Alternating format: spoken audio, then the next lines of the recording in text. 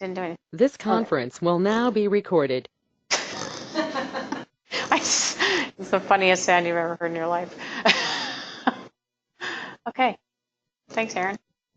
The whole world will hear us as we discuss out into the aisle. Okay, so thanks, guys, for being here today. We have 7 people online, and we have Vicki physically in front of me, so I have a human to actually look at while I talk. It's a little more engaging for me anyway. She's going to get a lot of me now. But anyway, so today we're going to be chatting about counteroffers, multiple offers, and amendments was the plan.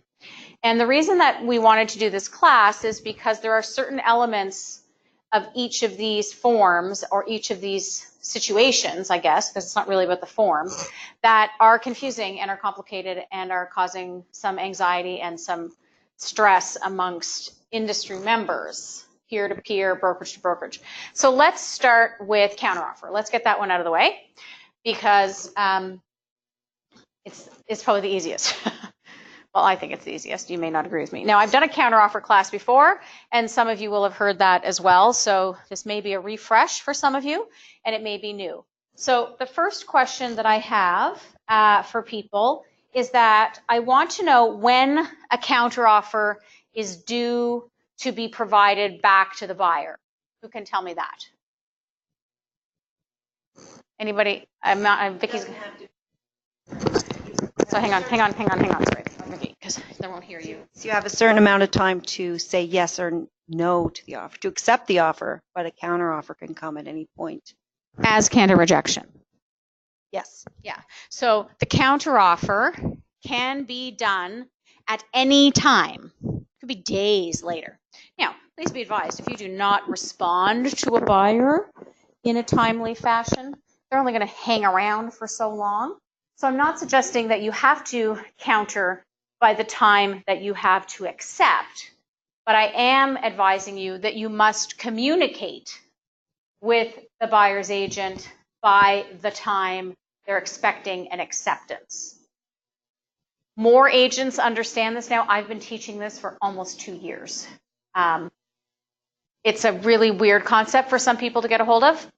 And some people had thought, I knew it wouldn't, but just because I'm at the commission all the time, that when the form changed, that somehow this would change, and it did not. It does. It's a basic in how our laws work in common law in Nova Scotia. And so the general concept, to make sure everybody understands, is that I prepare an offer. I'm the buyer. Vicki sitting across from me is the seller's agent. I write my offer and I put that it's open for acceptance until 10 p.m. tonight. So if I am the average realtor, I am expecting my counter or my acceptance by 10 p.m. tonight because they have not been informed. And you need to be very clear that probably only 10 to 15% of realtors in the province actually understand this. So the question becomes how to communicate that with the other side without sounding like a know-it-all snooty pants. It's a very technical broker term. So it would be so let's say I called Vicki and I said, I'm the seller's agent, and I said, I think I just made myself both, but whatever. So I call Vicki as a seller's agent and say, so Vicki, thank you so much for your offer. My clients are considering it and they're just reviewing a few things. And we should have a counter to you by noon tomorrow. And I would say, as you know, I don't have to have, the counter offer is due whenever. We'll get it to you as soon as we possibly can and go from there. So the odds are that Vicki, who in this particular case doesn't know the rule, is probably honestly going to go, oh, yeah, of course, because they don't want to look like an idiot. Yes. Or they're going to do that, or they're going to lose their mind and go, no, you have to give me an answer by X period of time. In which case, if you can't get it resolved, that's when you call me, and then that's when I call the other broker, and we figure it out, right? So that's very important. So why is this so important to understand as a seller's agent? Does anybody understand the power associated with the counter being due whenever the flip it is that you're ready to do it? And why is that? Why do I have more time to do my counter than to accept? Does anybody know that?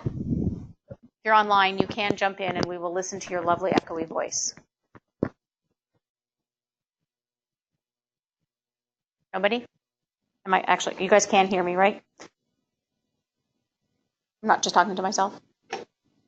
Okay, thank you, Monica. Okay, so well, since I have Vicki sitting in front of me, she is going to get asked several questions. Do you know the answer to my question as to why you don't have to counter in the time that it's open for acceptance?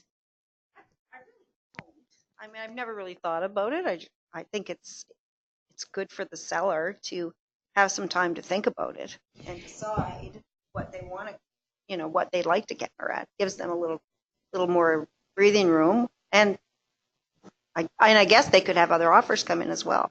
Okay, so you've raised two very excellent points. Thank you so much. Points for Vicki. If I had points to give, she would get some. So there's two elements to it, and this is where the other piece of it, because when you got the buyer's agent's hat on and you've had these conversations with buyer's agents, they're like, yeah, but my client wrote this offer and they want an answer by such and such a time. So this is where I might be a slightly indignant. I'm sorry, it's my frickin' house. I own it. You do not have the right to draw a line in the sand and arbitrarily tell me that you're giving me 2 hours to make a life-altering decision about my largest financial asset. No way, no how. Period. It's that simple. A seller, as you said, Vicki, has to have the right to take a breath, call their banker, call their lawyer, crunch some numbers, like panic, because you can get offers that come in and they give you like an hour to answer. Just because that's what the buyer wants. I'm sorry, this is my house. You do not have the right to do that to me. If I think your offer is fantastic and fabulous, then I'm going to accept it. If otherwise, I'm going to counter, and I will counter as soon as is professionally possible to do so. But I will get to you when I can get to you, and that's the reality of it. Cannot force a consumer out of their own property because another consumer has drawn an arbitrary line in the sand.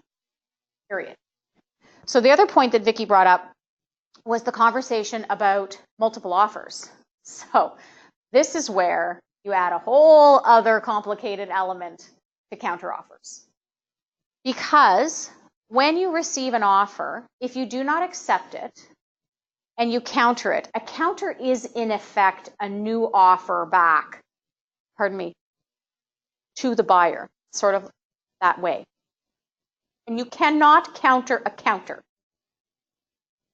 So if I countered back to Vicki and it was open until 2 p.m. tomorrow, the counter is irrevocable. I, as a seller, cannot remove it. There's nothing I can do about that. If they accept and they complete, that's the deal. I'm prepared to do that when I sign my counteroffer. So you don't want to leave your counteroffers open for a really, really long time on a hot property because you will potentially shoot yourself in the foot. Now, if Vicki wrote me an offer and I counter her and I say I left it open for 4 hours. So let's say we'll go back to our 10 p.m. tonight.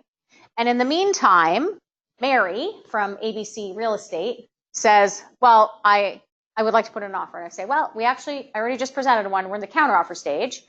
And they go, that's fine. I'll write another offer. And then depending on what happens, you can deal with it.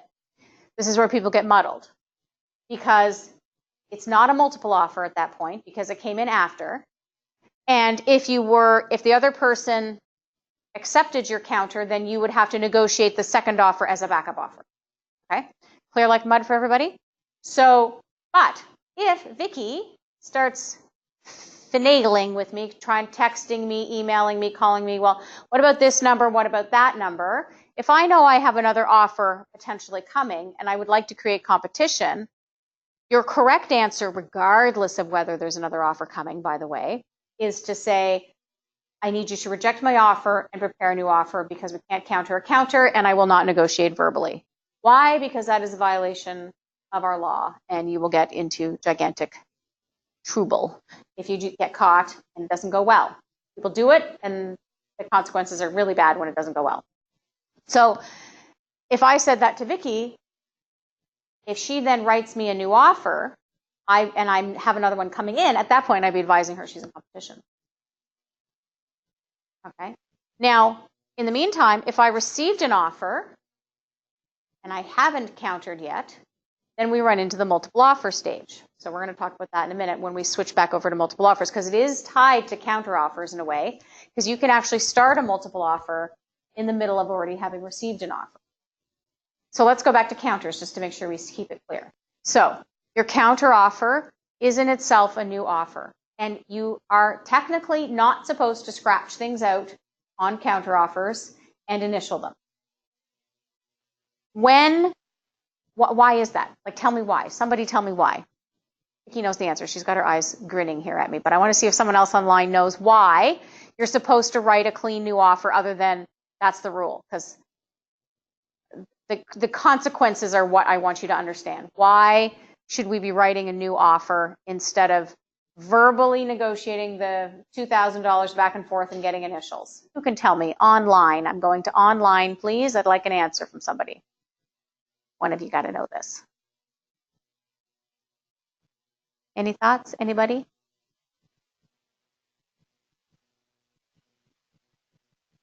Monica, you got something for me? You're my queen of the chat here. You can turn your sound on.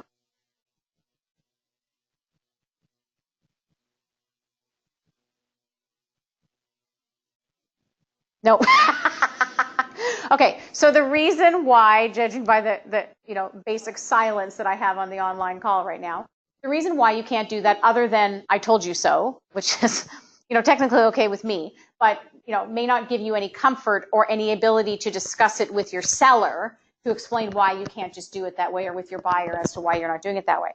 The reason is that if I write the offer and I send it to Vicki, and she sends me a counteroffer back, and now I'm calling her and we're finagling over a couple $1,000s. If she says to me, okay, we'll just initial it and send it back. In that interim time frame, because there are no timelines to accept the initials, another offer can come in because the counter is not mutually agreed to, and there are no timelines to accept it. And you can very easily have somebody renege, or one party renege, or one of a couple renege, and there's nothing you can do. And meanwhile, I can assure you that all of these clients feel that because you told them on the phone that you're good to go, that they have a deal. So the answer is, I need to draft a new offer, a new page 1, a new page 3. You can do it really simply and resubmit. You don't have to, everybody's doing everything online now. Let's be honest, 98% of our deals that are coming in are .loop. This is not the huge hoopla that it used to be, where you had to drive back out to the client's house in a snowstorm, walk backwards up a hill in bare feet to get the thing signed. But the reality is that initials do not allow a time frame. And it is dangerous. It's extremely dangerous. And you will only realize how dangerous it is when you get yourself into a position where you have a problem. And then my phone rings at weird hours of the night. Okay? So the technical reality is that once a counteroffer is rejected, it is expected and it is procedure that you would reject the counter and send in your new offer at the same time. Otherwise, you leave both your seller and your buyer in a position of legal limbo. And if another offer slides in and you represent that buyer and your answer is, well, they were going to initial it, that buyer is going to come after you and they're going to win because you didn't do it right. Okay, so that's counteroffers. Everybody terrified of them now at this moment, or are we okay? Does anyone have any questions about what I have gone over with counteroffers before I move on? It's like crickets here, guys. I got nothing.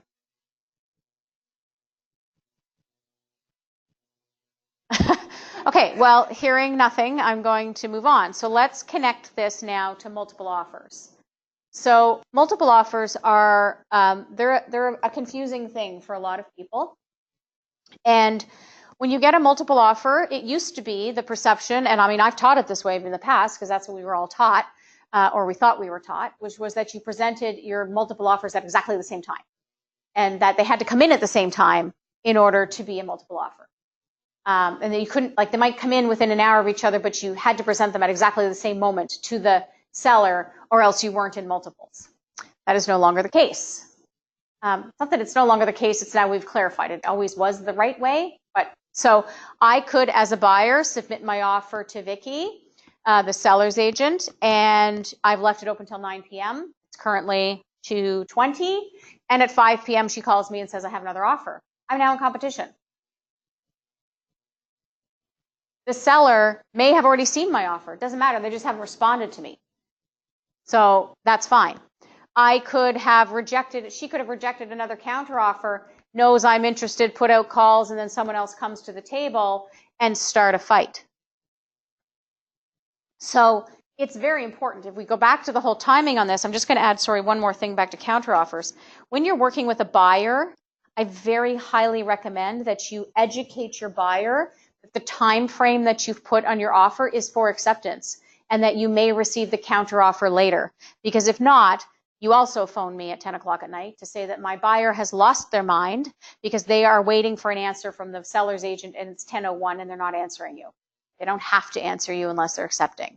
So if we don't educate our buyers as to how the timelines work, you will have some very unhappy clients. And we just lost Monica, who is our only chatter on the chat line. Have a great day, Monica. So when you're dealing with multiple offers, what is very important is that you are looking at the whole quantity of the offer, not just price, but looking at the whole thing: financing, conditions, dates, how much stuff are they asking for. So a couple of things. Let's talk about the new forms for a second and the new agreement of purchase and sale. So my opinion for you, if you are in a multiple offer, you may want to, if you're trying to win and you have more than 95% financing, or less, the other way, if you have like bigger down payment and you're trying to win a fight, sometimes you can win a multiple offer based on the percentage of financing. But the new forms do not disclose the percentage of financing because it's not technically relevant. You either qualify or you don't. But if you're trying to win a fight and you had a really hot property, you had someone with 25% down and you had someone with 5% down, that would be a factor that would affect a seller's decision potentially as to which of the two, if all other things were equal, that they might choose. So you would have to add that in your additional provisions to state clause, whatever, I don't remember the new numbers yet. I want to say 3 is conditions, but 3.1 or 3.2, but I could be wrong. Anyway, and you basically want to state that if you choose to, and you have the lawful instruction, et cetera, of course, that your buyer is, pre-approved at or has an X percent of down payment. That could tip the scales for you in winning a fight based on the preconceived notions we have of how to determine the quality of an offer. So when you have multiple offers, you want to be looking at the whole thing. And you want to make sure that you are giving notice appropriately that you're in multiples. So that's where one of the big dangers happens with multiples, in that you actually physically have to have the offer in your hot little electronic hands before you start squawking about multiples. So if I sent the offer to Vicki, so I'm the buyer and she's the seller, she gets my offer, and Mary over at ABC has been talking about sending an offer, or Vicki's calling to try and create a fight or doing whatever she's doing, she can now officially tell Mary that she's in multiples. So if Mary submits an offer, I'm not in multiples yet. Only Mary would be. So you can't tell me, the buyer's agent, that I'm in multiples until you receive Mary's offer. Then you call me and tell me that, sorry, but you're in a fight. Would you like to make any changes to your offer? So how can you accept changes to an offer? I know who your previous broker was, so I know you already know the answer to this. How can you accept changes to an offer? Anybody online?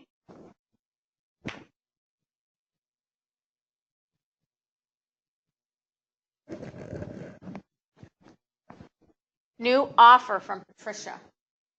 Yes, you can accept a new offer, or you can accept an initial change to the page 1 or whatever pages they're doing. You cannot accept a text message or an email from the agent telling you that now their price is X or Y.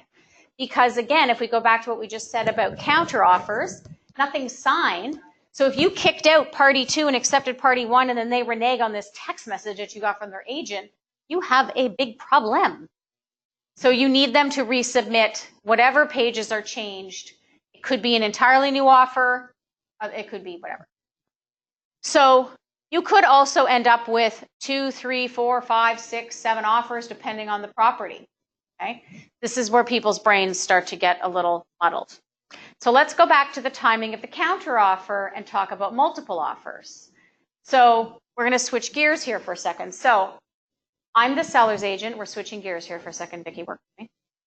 You're the buyer's agent number 1. Gee, I'm breaking the table. Mary is buyer's agent number 2. And Charlie is buyer's agent number 3. So we got 3 offers. We're in a multiple. So I get one from Vicki is it's pretty fabulous, actually. The one from Mary and the one from Charlie are, I can work with them, but they're certainly not as exciting as this one. So let's say I am going to, wait, let me change that. Let's say Vicki's is not fabulous, and I love everything about yours except your closing date. So I've got to counter you, okay? So I have these 2 other offers I haven't responded to. I can counter you and make them wait. Okay? And then if you accept, then what am I going to do to the other 2? Okay, so tell me what you just said again. Reject them. Ooh, there you go. Okay, so I actually don't like that answer at all. No. So the reason that I don't recommend that is that you have 3 birds in the hand, if you think back to an expression that some of our mothers may have used. So personally, I have 3 people that just came to the table. Why am I throwing them to the curb? Why would I not counter them as a backup offer and tweak the little things that I want? I may not get them to the same price I accepted with the other person. Maybe, I don't know, maybe I'm listed at $275 and Vicki, you came in at, you're in multiples and you came in at $275 and everything else is perfect and we're good.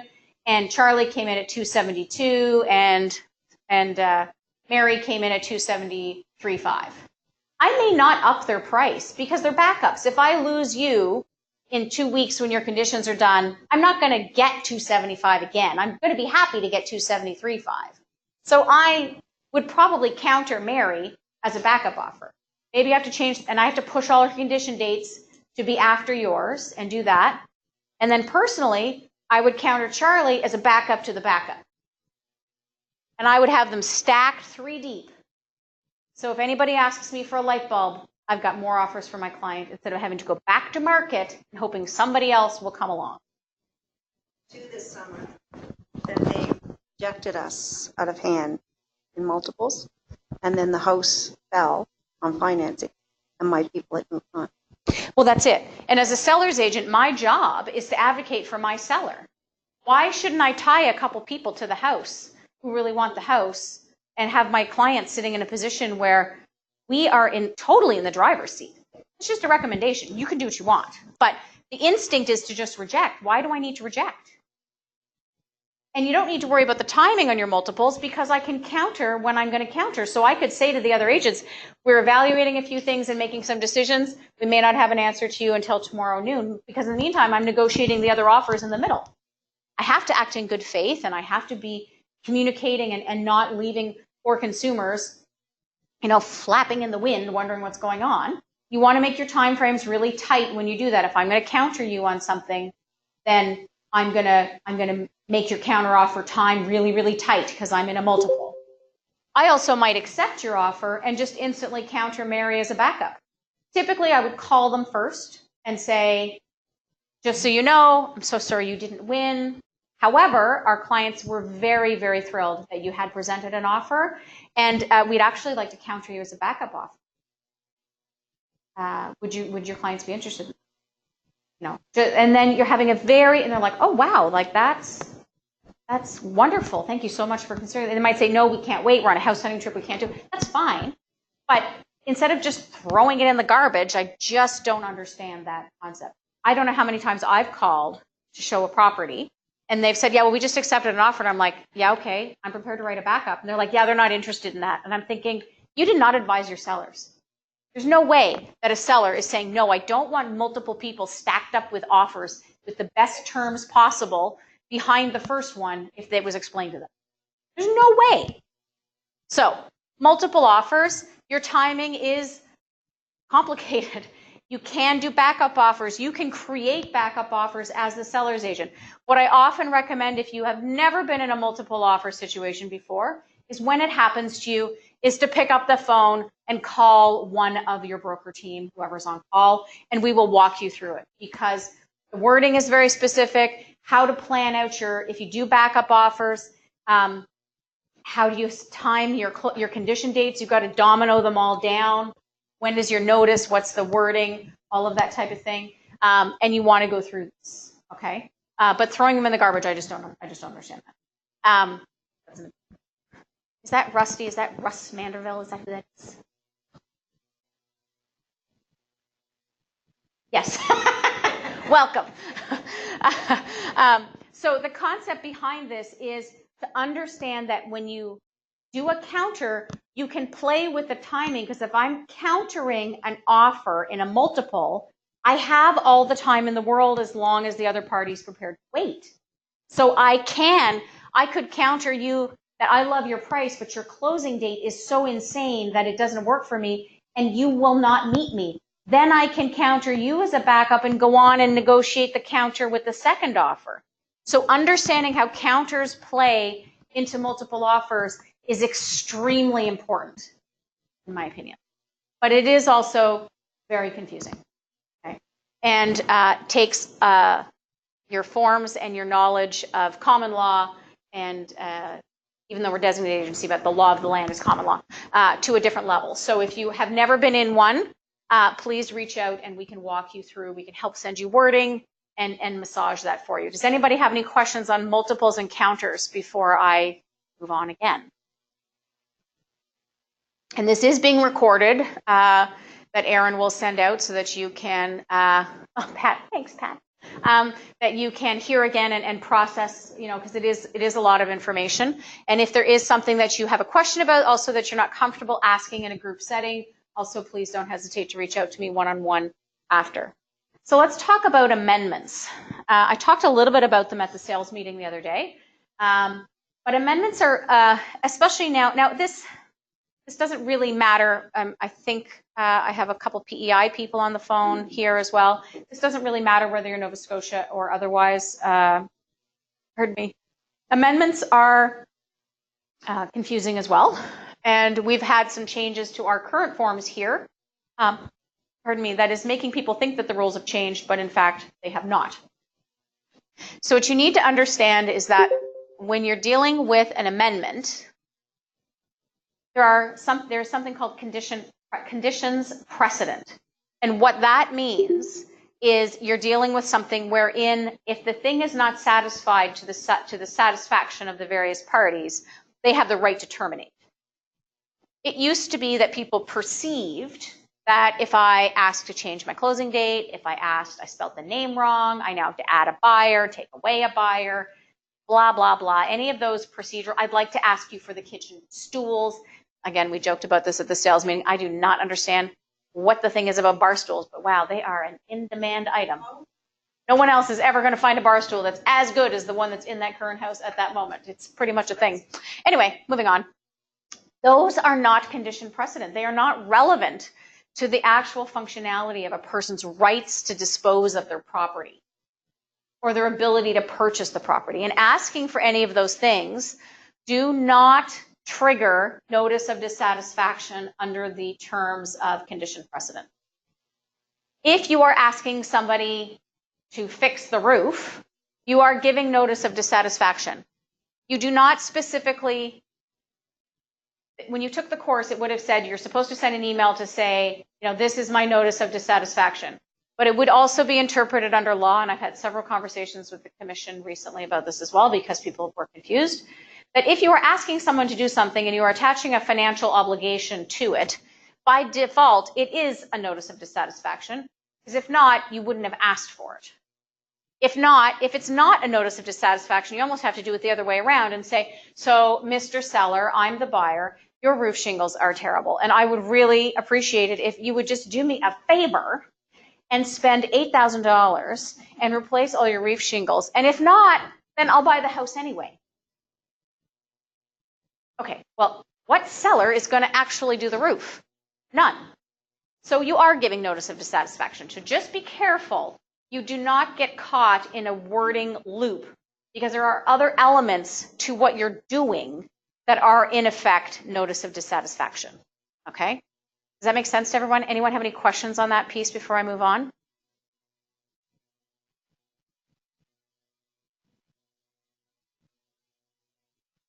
Okay, I'm moving on. So when you're doing amendments, what is also very, very important about amendments is the circle of timing on amendments, as well as the wording on amendments. So I'm going to talk about wording first. When you write a clause in an amendment, so for example, seller to replace oil tank prior to closing at their expense. How many of you think that I will be happy with that clause? Anyone who's ever gotten a congratulations on your sale email knows that that won't work. So, Pat. So, when you're writing amendments that are too basic, they do not meet the standard of being a proper clause, and Monica, that say, who does what, when they're going to do it, how it's to be done, proof of work, right to reinspect, and the what if they don't do it. If it doesn't have those elements in the writing the perfect clause, which is on Weebly under broker memos, then it does not pass muster. The biggest issue we run into with amendments is not the amendments that you write, it's the amendments you receive. Because y'all are so good. It is the other agent sent you the seller is going to replace the oil tank at their expense on or before closing. So technically, I could put another used 10-year-old oil tank in, and I could do it myself, spill some oil, I'd do it up with duct tape, and the seller has replaced it. It's not the same one that was there. So no, the lawyers are going to piss about this on closing. Let's be clear. It's not actually going to be that they get away with it. But let's not pretend that all of our sellers are angels either and are going to do everything to the perfect standard that the spirit with which we thought the clause was written. So if there's a loophole, sometimes you're going to find those clients who are looking for it. And if you accept that wording, then that is the last thing that those people are going to remember on closing was a fight over something ridiculous, versus it being clearly laid out that the person's going to do X or Y by such and such a date and such a manner and proof of work, and if they don't, then X happens. And knowing that, people don't always do what they say they're going to do, and that's fine. But here's the remedy for it if they don't. And so then there's no stress and everybody moves on and is happy, and they will actually walk up to you in the grocery store instead of scowling at you and running down the other aisle. So, because it's really, your whole goal in real estate is to be able to run into your clients in the grocery store. Let's just be clear. When we're doing them, it is your responsibility, and it is your responsibility under the Act and as per the commission, to evaluate the quality of the material you receive and to reject it if necessary and prepare a further amendment for consideration with more suitable language. I am also very, very happy to be your bad guy if you need to be. To say, I understand that this is what you're trying to say, but my broker, she is never going to let this fly. So I might as well fix it now before they yell at me. Russ, you agree with that one? I got a haha. So the concept behind this is not just what you write, but what do you accept? Okay. So now under our new forms, you are not compelled to attach sections of the inspection report or quotes or whatever.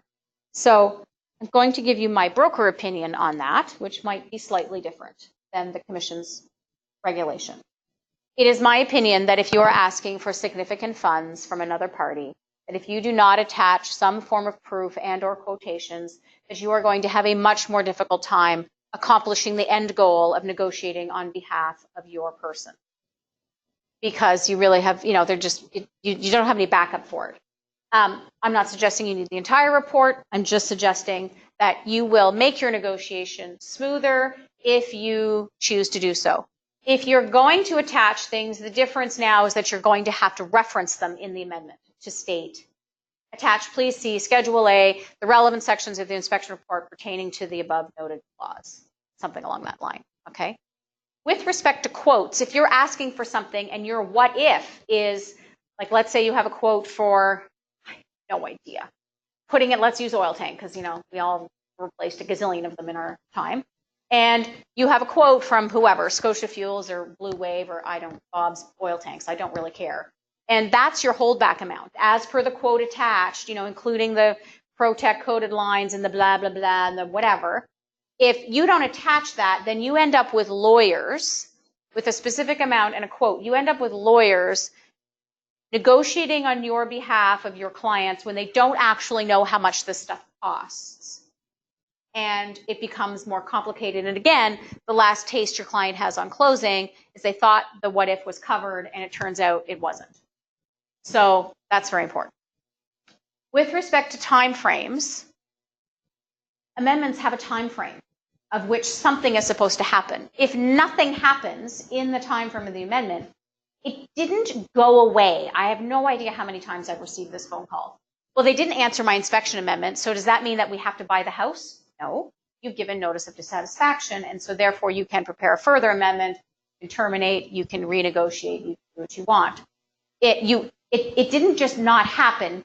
The notice is still given. So it's very important as a seller's agent that if your sellers say, well, I'm not signing that, you need to make sure you tell them that that's fine, we don't have to agree to this, but we need to do something, because they could technically, up to the day of closing, by having given notice of dissatisfaction, walk. Because you haven't wrapped up the loop. There's still this notice of dissatisfaction floating in the wind. Now, if it was an amendment to, change the name because it was spelt wrong, why is that not being answered? Because it could affect the mortgage documents or something like that. It doesn't affect your deal in the sense they can't get out on it, but it could make it more complicated. If your time frames are over, you should technically go back with a new amendment because you're trying to, recreate the wheel and go forward. You still want to keep the other copy in your time frame. If everybody agrees, you can initial.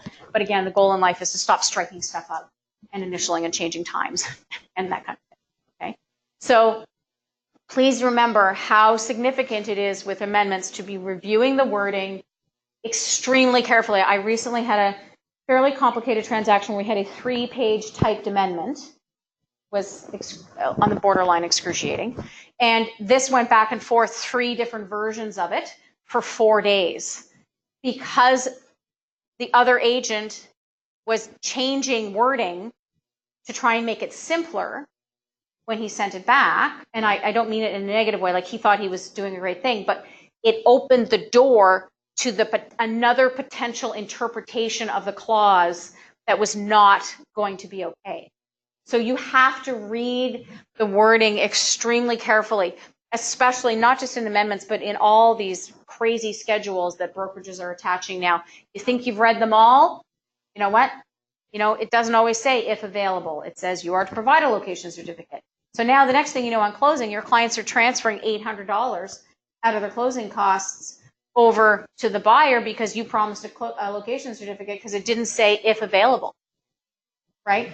Because you read it and you think, oh, I've read this 1,000 times, they're all the same everywhere else. All it takes is someone to delete a word. So amendments are the same thing. If you're not checking what the other person has given you, you could unintentionally be doing something or agreeing to something you didn't mean to because you read the spirit of it, or it's too vague. Or if you're drafting amendments that are confusing or complicated or bigger issues, is to, you can call any one of the broker team. Most of us can just rattle off an amendment to you or we'll ask you to draft it. We'll send it over because you don't learn if I tell you. And then we'll tweak it together and find the right wording to make that work for you. But again, it is very important to understand that significance of your timing. What happens if you just ignore it is probably one of the most common questions that I get. And again, when you send amendments over, it's no different than when you send deals. People draw arbitrary lines in the sand for time, and have not spoken to the other side to find out if they can even respond in time. You're asking somebody to spend $2,000, $4,000, $5,000, $10,000 and you give them 4 hours to answer, and they might want to get their own quote.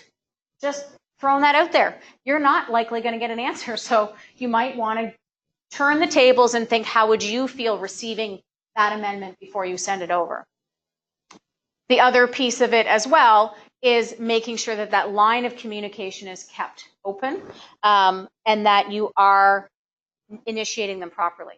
Please remember that amendments do not have to be resolved on conditions precedent by the date that is on your offer. So if your offer says inspection is due July 25th, you have to give notice of dissatisfaction by July 25th. You do not have to have your inspection issues wrapped up in a beautiful bow by July 25th at midnight. Your notice of dissatisfaction does not mean it has to be an amendment. I, as the buyer's agent, could email and call Vicki and say, okay, so we just got the water tests back. It's 2:00 in the afternoon on a Friday, and we're not going to get an answer today on what a quote is to put in the system or what my buyers want to do and that type of thing. So I'm officially giving you notice of dissatisfaction. I'm going to send you an email to confirm. And so we will be dealing with this on Monday once we've done a little homework.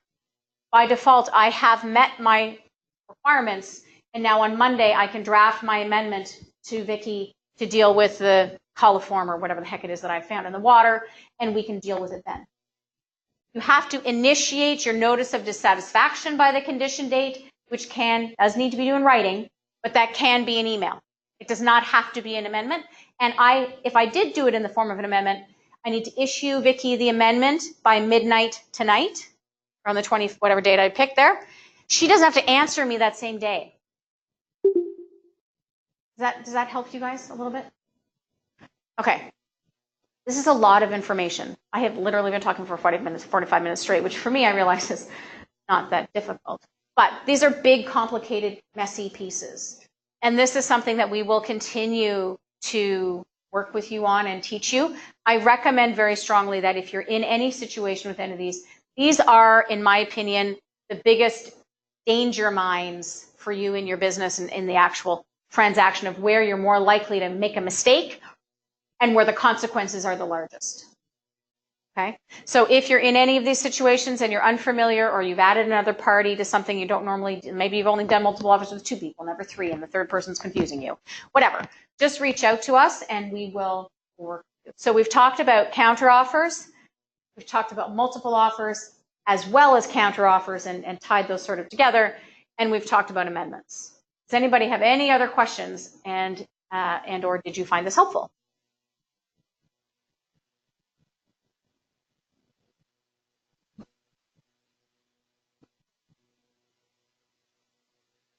Thank you, Pat. Okay, so good refresher.